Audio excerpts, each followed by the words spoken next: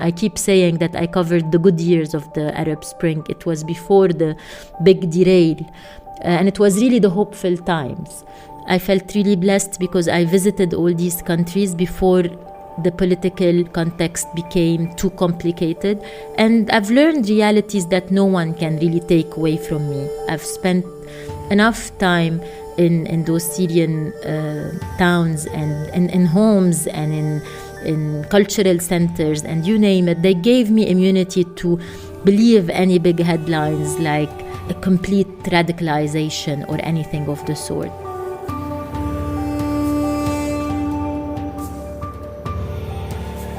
From these years spent traveling and documenting the radical transformations of the Arab world, the next project of Alia Ibrahim arose.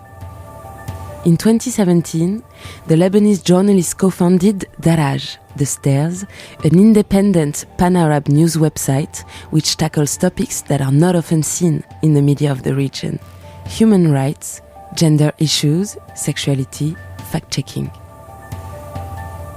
My name is Camille Diao, and I am also a journalist. For the past few months, I got to talk with reporters, podcasters, news anchors, bloggers, and other actors of the media industry around the world. I listened to them at length. They told me about their backgrounds, their inspirations, their battles.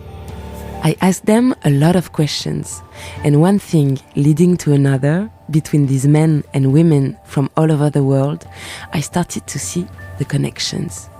Shared beliefs, ideas, courage, passion. I spoke to 10 different people. They come from Lebanon, from Benin, from Myanmar, and the Ivory Coast, amongst other places. In this podcast series, I want you to hear their voices. You're listening to Correspondances, the podcast of the newsmakers. First episode, Alia Ibrahim.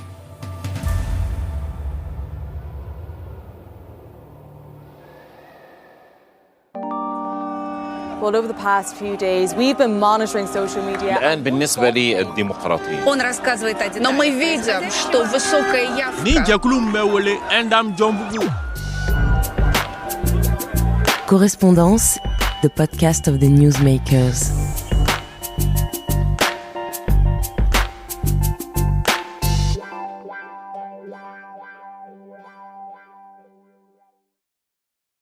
Alia Ibrahim is 46 years old and has been a journalist for more than 25 years now. Her resume is as long as your arm: managing editor for the Daily Star, a major daily Lebanese newspaper in English, senior news correspondent for Al-Arabiya news channel, contributing reporter for the Washington Post, and professor at the Lebanese American University. Her latest adventure is called Daraj, a pan-Arab independent digital media platform launched in 2017 with her colleagues Hazem Al-Amin and Moukalled. A journalist, an entrepreneur, a media activist, an instructor, and mom to 2 teenage daughters, Alia Ibrahim is a woman with endless energy and dedication. When I talked to her, it was only a few weeks after an explosion devastated Beirut, the Lebanese capital where she lives, on the 4th of August 2020. Another hard blow in this year that had already seen the country's economy collapse and the COVID-19 pandemics get in the way of popular protests against the regime. Staying on track in the midst of such devastation is not an easy thing. But when you are Lebanese, just like Alia, you know a thing or two about historic upheavals.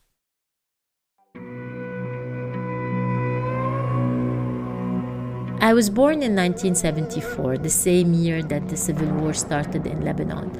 And I think I belong to this generation that's always referred to as the civil war generation. In Lebanon, the civil war was not always taking place in the same area. We kept moving from one city to another. We kept adapting to whatever the war implied. Every detail in our life was basically shaped by the civil war. This, in a lot of ways, meant becoming very politicized at a very early age. We started following up on the news, and eventually, I think, this played a very important role of why I wanted to be a journalist. I wanted to better understand, maybe, but also I wanted to take part in the public life.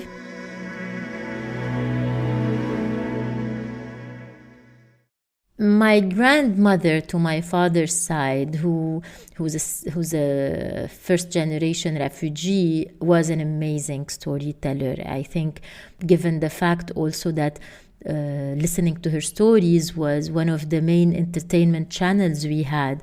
Very early on, I became fascinated by this art of telling stories, creating this world of imagination. That to a lot of cases, many of the stories of my grandmother were related to her own childhood, being refugees, moving from one country to another. I think listening to my grandmother influenced me a lot, at least at the level of wanting to tell stories. I grew up always thinking that I wanted to be a journalist. Very early on, I was, my favorite cartoon character was a journalist herself, free soul that was always traveling. Her name was Sandy Bell.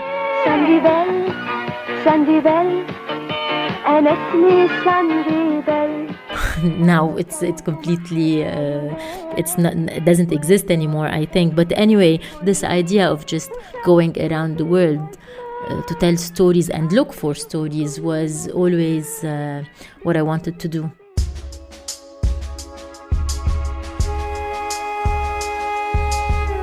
I graduated in 1996, and very, very quickly I started working at the Daily Star, which is the English language newspaper in Lebanon. It was my first job, but it was also the place that shaped me most as a journalist. The civil war had ended, obviously, but Lebanon was still under Syrian occupation. Freedom of expression in appearances looked like an acquis, something that was guaranteed, but the reality was much more complex than that. Self-censorship was already very much in place. Part of the establishment at the time wanted to claim to the world that freedom of speech in Lebanon is guaranteed, and that was reflected in the publications that were in foreign languages, whether French or English. This is why working in an English language newspaper was very liberating. As journalists, we were allowed a higher ceiling when it came to covering sensitive stories.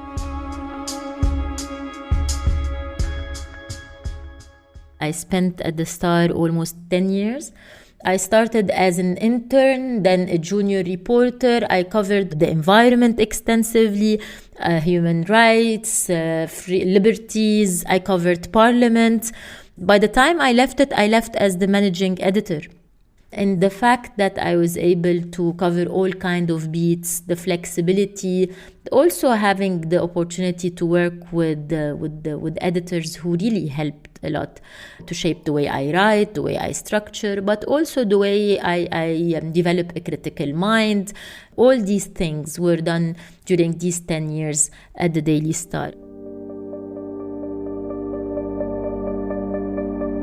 With time, I started to realize that the margin of freedom that I was enjoying writing in English came also with the reality that the impact of an English language newspaper in a country like Lebanon is completely different. And as a journalist motivated by seeing an impact to her work, that was a little bit frustrating.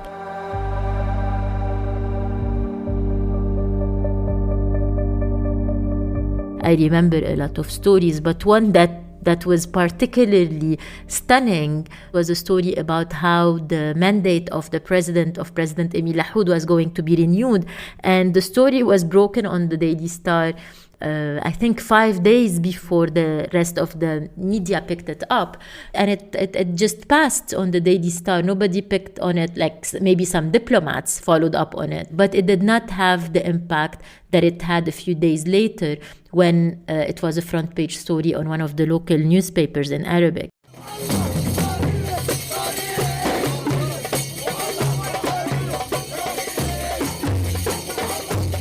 And at the time, I think I was really eager to start talking to an audience that I can relate more to.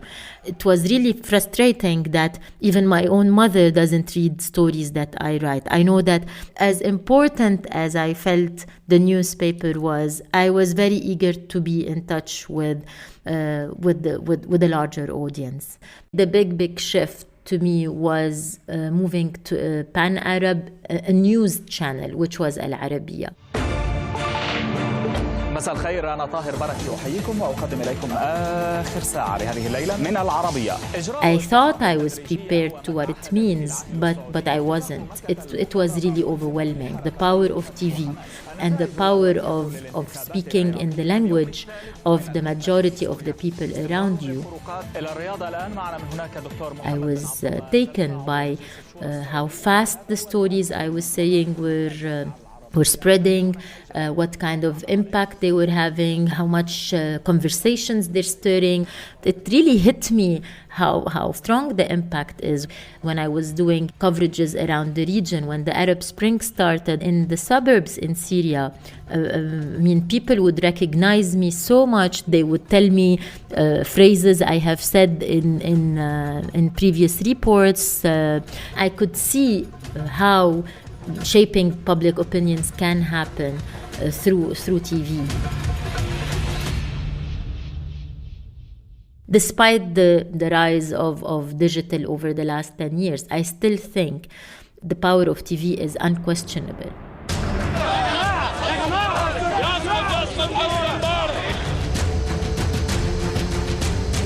على الشهداء سنصلي صلاة الغائب على الشهداء.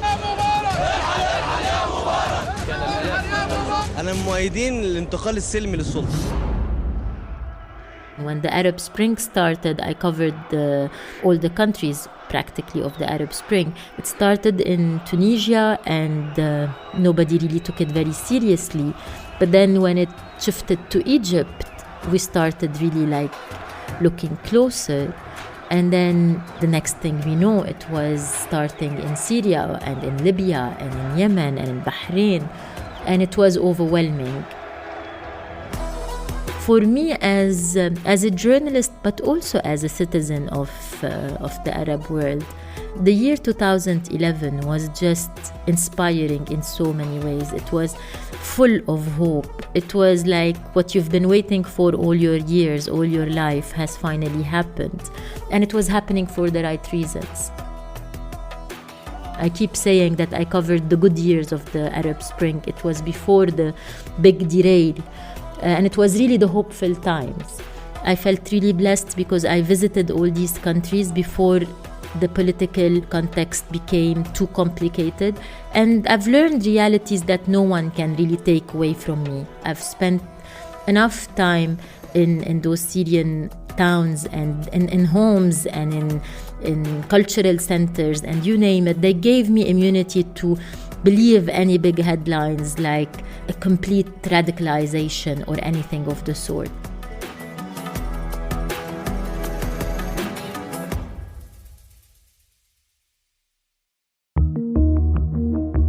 When I covered Syria, I went in the north, obviously, from the northern border through Turkey. And it was before the time of ISIS. It was the beginning of Jabhat al-Nusra. I was impressed by how much I felt on the ground that I could be true to my reporting. I was surrounded by all kind of armed people, actually. And I was able to say things exactly as I was seeing them. But then eventually I realized that there was people who, in principle, are supposed to be on the same side as me. I mean, with the revolution, did not like what I was reporting. It was not what was happening on the ground. It was really something that happened on social media exclusively. And I realized how big it was when I had left Syria. The next thing I know was that I was considered a traitor to the revolution, and there was even a fatwa to kill me, and I had to run out of Syria at night.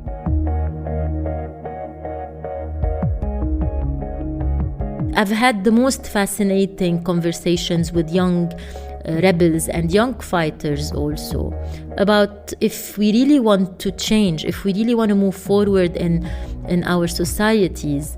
Fighters do what they do, activists do what they do, and journalists need to do what they do, which is sometimes reporting on stories that is practically against their own likings. I did not like what I was seeing, but I could not lie. I was more faithful to being a journalist than I was to being pro-revolution. I considered it as my own defense of the revolution. Societies are not going to improve, and we're not going to move forward without good journalism, decent journalism, and impact-driven journalism that prioritizes making the powerful accountable and empowering those who are on the weaker side of the link. I think one of the most inspiring trips I've had was the one I've had in Sana'a. One of the things that struck me the most was the interviews that I've had with the young people who came from all over Yemen to the tents in the Sittin Street, the Saha at the time. And I would ask young men, why did you come here? And they would say, we are here because we want a better life. And then I would ask them, what do you mean a better life? And then I would get no answer.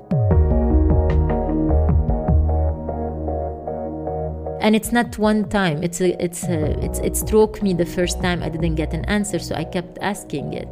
And I think it's telling because when you're talking to young people, they know that they need to get out of this reality, but they don't have a real understanding of what a notion like freedom of speech really means, or having rights as citizens, or simpler ideas in the minds here that the leader or the president or the king is a human being just like the rest of us, which in most of these countries, the leader was an untouchable figure. And to put things into the general context, I think one of the main reasons the Arab Spring failed was the lack of the infrastructure. It's not enough to go out on the streets and say we want change. Change, unless there is an infrastructure, a good judiciary, good, well-protected, strong freedom of speech. You just don't move from a dictatorship to a democracy just like that. You need to build the structure for it. And I think this is why, any naive ideas we had at the beginning that things could happen easily was undermining that the establishments or the dictatorships in all these countries are not just going to let go.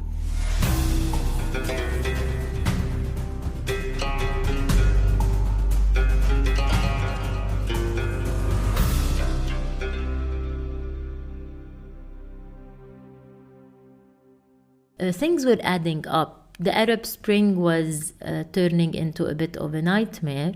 The wars and the violence was increasing in the region. The politicizations and even propaganda was on the rise inside mainstream media. It was becoming extremely frustrating to be working inside the mainstream media. One turning point for me was the Panama Papers. We have received the copy of of some of the stories published in the Panama Papers that were relevant to our audience.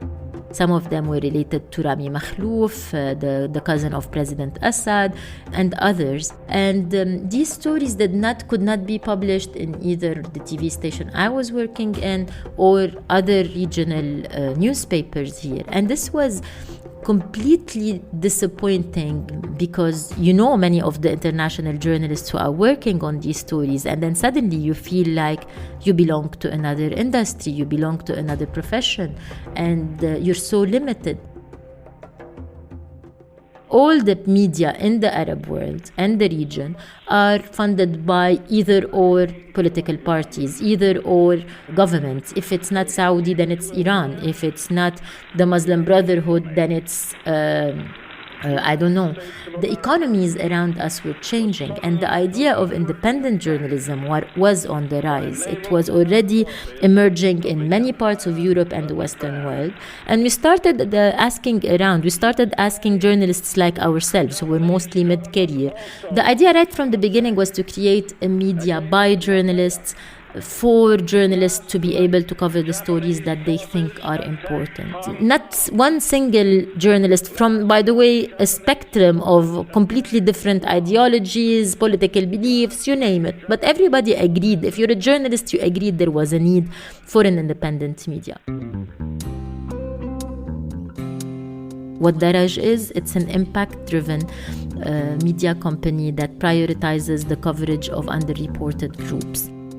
The co-founders are myself and my colleague Diana Moukalled and my other colleague Hazem Al-Amin. We were looking at what was missing, and this is how we started shaping our editorial policy. It was coming from our personal frustrations as journalists, but also from the frustrations of the societies we belong to.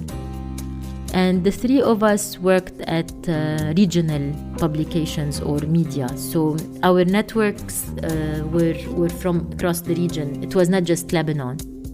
I think at the beginning, we started with like a network of almost 30 writers, journalists. And today we're almost, I know we're above 320. The last time I checked, we were like 320 contributors from all over the world. First, because we really think that there needs to be conversations at the global level, in the sense that Arabic speakers all over the world, wherever they are, can enrich the conversation that is happening here.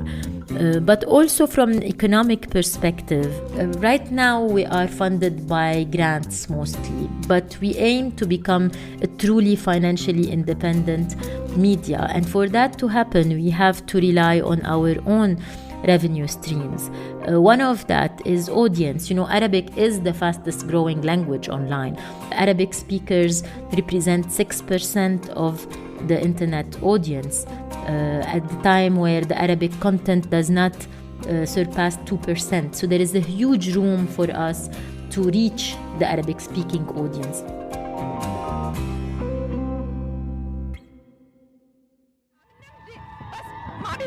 مثلا بالجمعة مرة فرصة ما بيعطونا بالجمعة مرة فرصة كمان. مجلس شورى الدولة كان هو ضد الدولة نفسها، يعني كان عم بيدعم هموم وهواجس أصحاب المكاتب، ومش عم يدعم مبادرة وزارة العمل بتحسين عقد العمل الموحد. أنا بساعد زوجتي بالبيت وبهتم معها بالولاد وما بعارض إنها تشتغل برات البيت. عبارات كتير منسمعها بحياتنا، مرات كتربيح جميلة ومرات عن نية حسنة ومحاولة للتقدم. We do a lot of work about refugees, especially with the rise of xenophobia and racism in many countries. Lebanon is obviously one of the leading, but also across the region. The other thing that we cover extensively is gender and women's rights related issues. Over the last few years, we have really touched on on whatever is considered taboos. We have had videos about how, like I could mention the headline of one of the videos saying that virginity is overrated, and explaining what the virginity really is, or about nudity, or about controversial topics like abortions or whatever. And when you would think that there's going to be backlash, but really depending on the tone, we really have not had any problems there. In general, we became a destination for this kind of stories. This attracted a lot of voices of young writers to come and consider Daraj their space.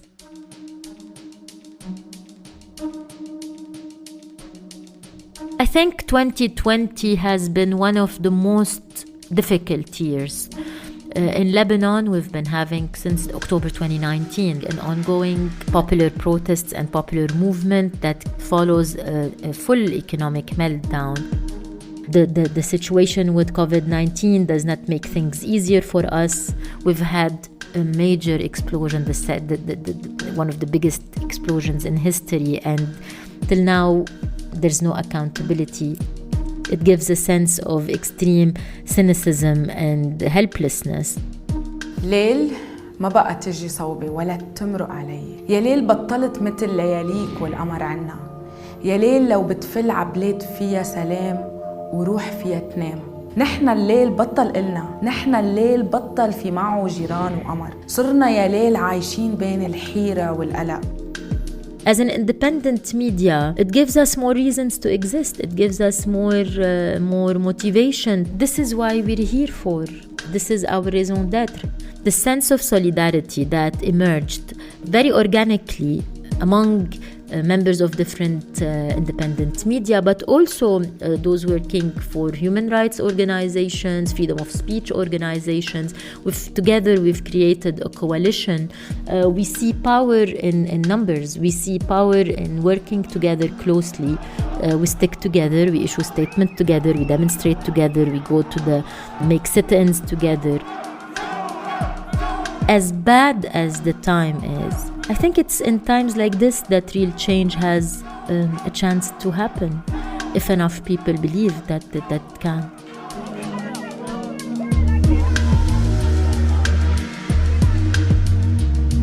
I think the explosion that shook Beirut on August 4 was a wake-up call. Nothing can be more dramatic than what we have witnessed on that afternoon. I mean, I grew up during the Civil War. I was never as scared as my children were on that day. The fear I've seen in the eyes of my teenage daughters, I have not lived because I was always sheltered. I think it put us in front of the reality that the Civil War that we thought we put behind us was not really over. We were just living this fake reality that there was no more militias killing each other. But those militias, instead of killing each other, they became one gang and they started oppressing us, the people, all of us. But this is the clock is not going backward. Maybe the revolution haven't succeeded yet, but they cannot survive again. They as an establishment, as a political elite, cannot go back to govern. One of the reasons why I know that is the young people. All you have to do is to look at anybody in their 20s now, and you'll understand how liberated they are, how unscared they are of actually claiming what they deserve, claiming the rights they deserve as equal citizens. The way that the young people cleaned Beirut and helped it get over its wounds on as of August 4 is inspiring in so many ways. Not only Lebanon. This region is full of people who are fighting against the most obscure establishments and dictatorships in recent history. Losing hope is not an option. We owe that to the future. We owe that to our children. We owe that to anybody who still believes that this region deserves a better future than its past.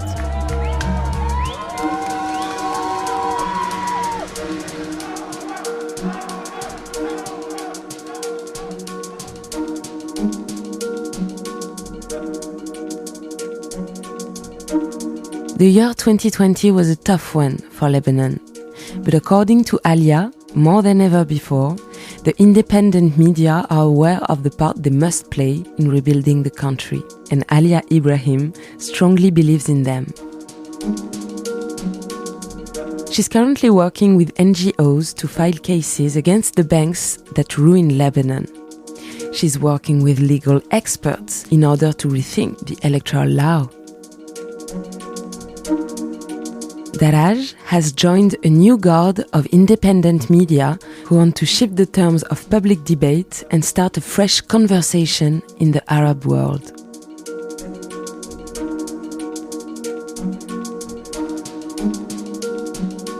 Correspondances is a podcast series brought to you by CFI, the French media development agency. In the next episode, I will take you to the Ivory Coast to meet investigative journalist Anderson Diedry. See you then.